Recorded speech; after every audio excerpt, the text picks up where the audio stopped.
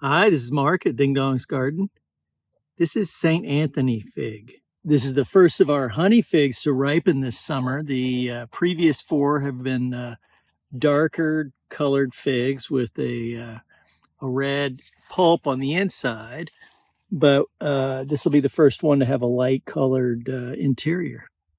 I think I read somewhere that this also goes by the name of Marseilles or Oregon Prolific. And my understanding is that it puts out a Breba crop in addition to this, the main season crop, which is what this is. I haven't seen the Breba yet, but, you know, like I always say, we're up here in a cool Pacific Northwest environment, and Desert King is probably the fig of choice for people up here because it's got a fantastic Breba crop, and people will gravitate towards that. So we're always looking for any kind of fig that has a good first season crop or Breba crop.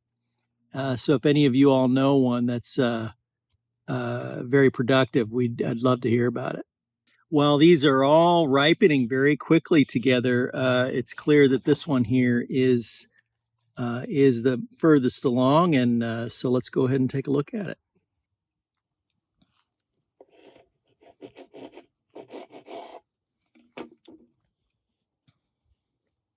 And what a pretty interior that has, and it is a great honey fig, light colored and really juicy inside. So let's go ahead and take a taste.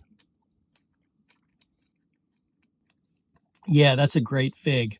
And again, you know, my favorite figs are the first ones of the season, and this is the first of our honey figs, so you just can't say no to it. This is St. Anthony's Fig. It's the first fig of our season that is a honey fig or has a light interior, and it's great.